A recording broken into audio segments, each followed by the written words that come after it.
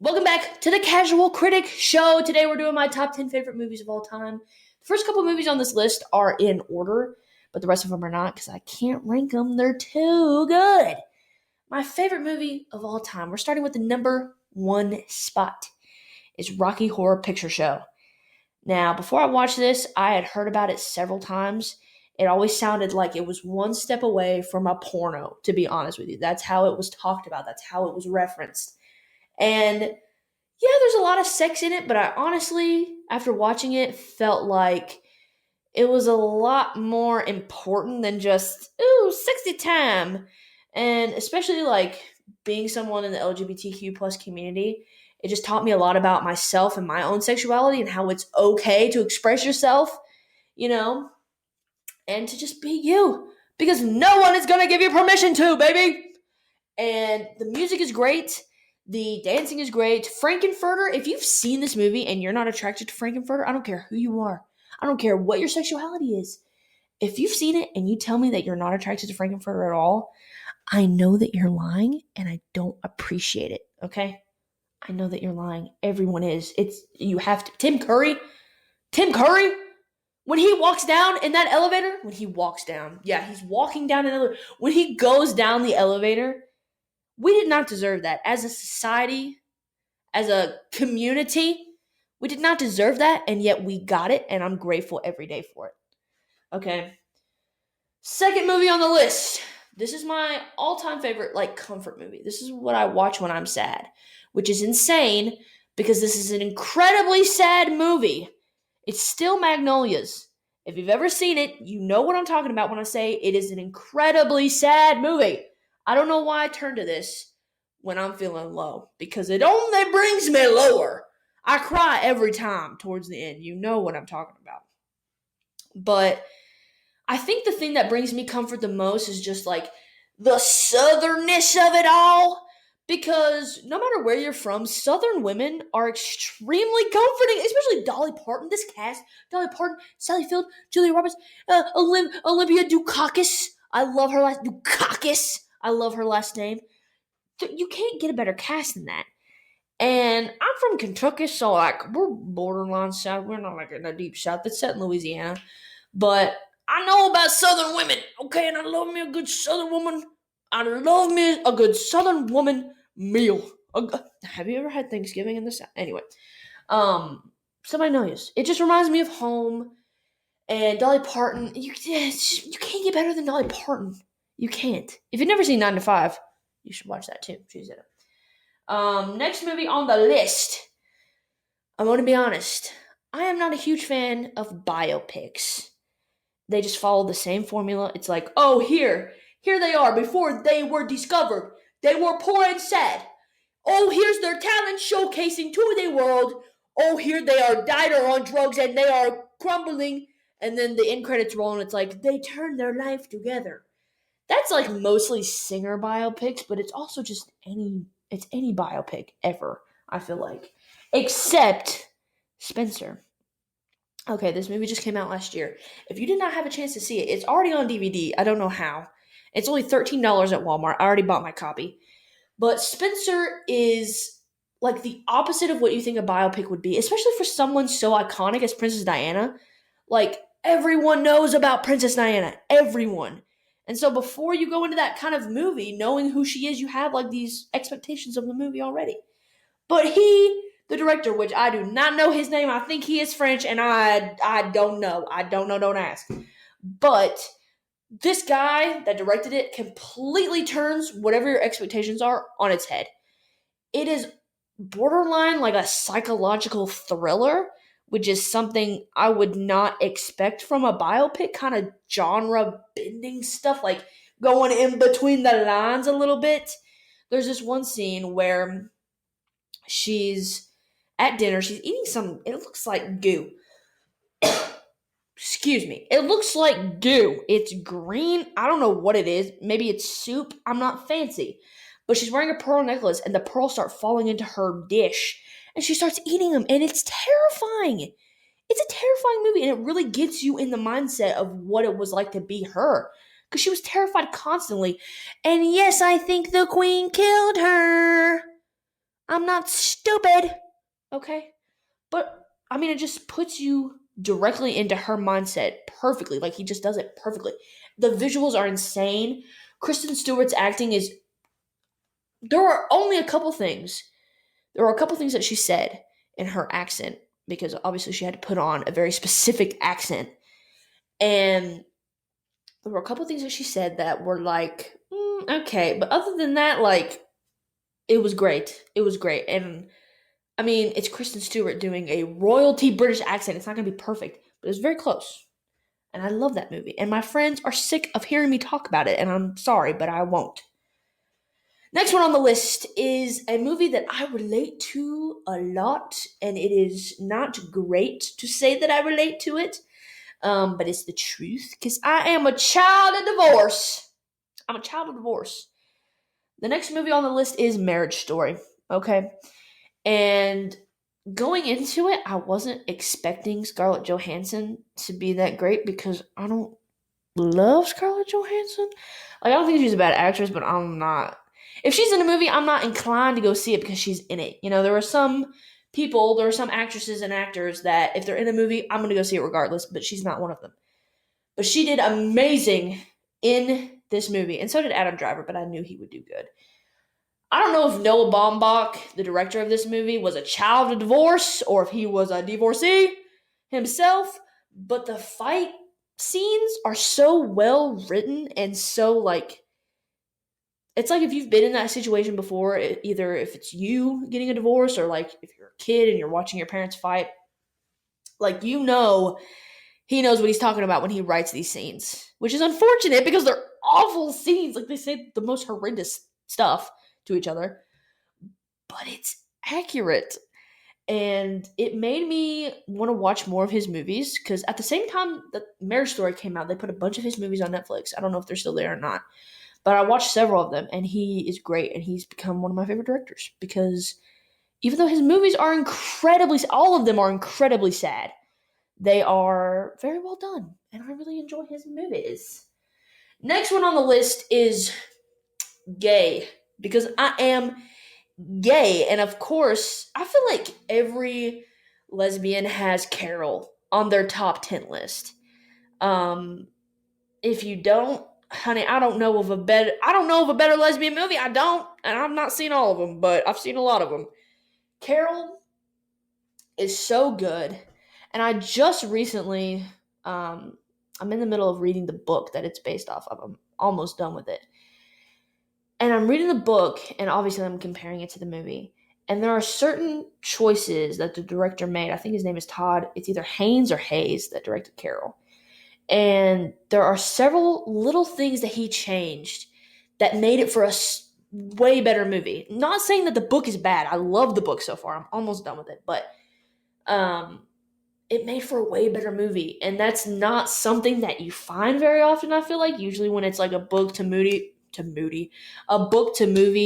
adaptation, you're like either, oh, that was play by play what the book was, or it was trash because they changed and, took out so much stuff.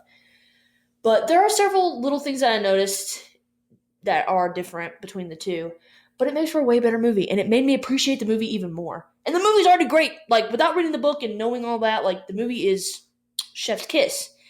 But, yeah, I'm reading the book, and at the beginning, it's like describing the two characters. They could not have cast Cate Blanchett and Rooney Mara any better. There was no one else that could have played those parts. Cate Blanchett is Carol to a T. And he made a few changes with the Therese character as played by Rooney Mara. But they were good changes. And Rooney Mara, like, eats it up. There are so many one-liners. The writing in that movie is insane. There's so many one-liners that make your face, like, pinch up because it's so good. When they're on the fucking phone and Therese is like, I want to ask you things. And then Carol just goes, she's like smoking a cigarette. She's like so sad. You can tell she's like, ask me things.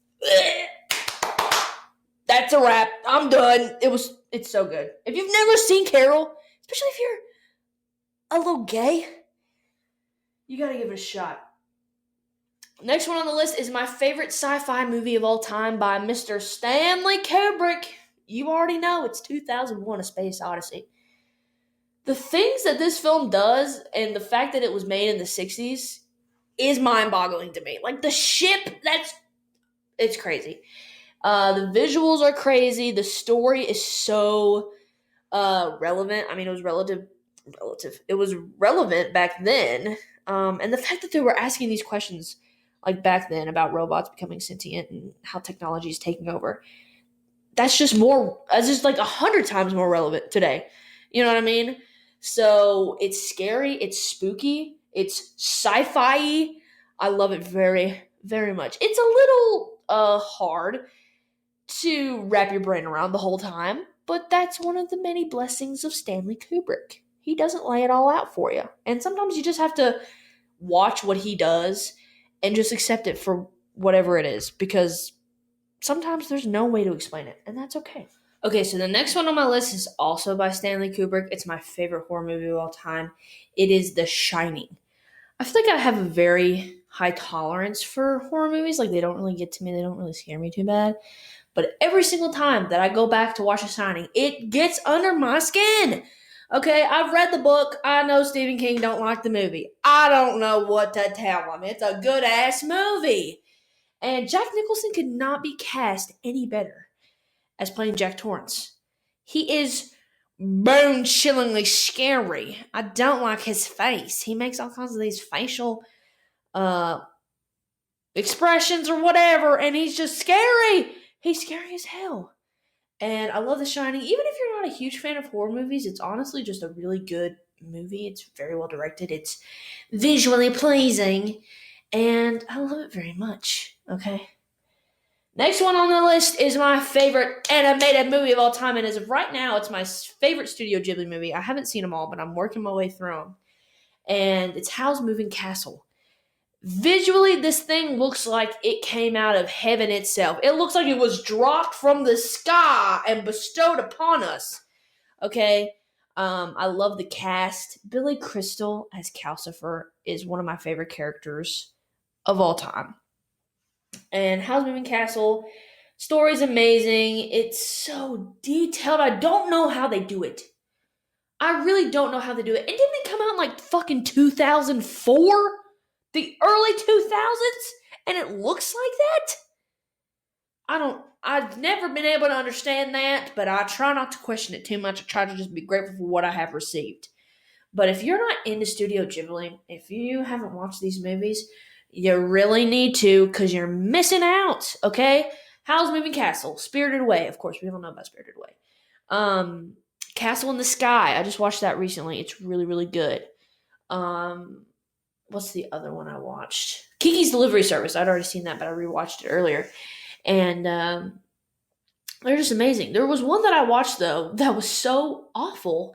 It wasn't, like, done bad. Like, the animation wasn't bad.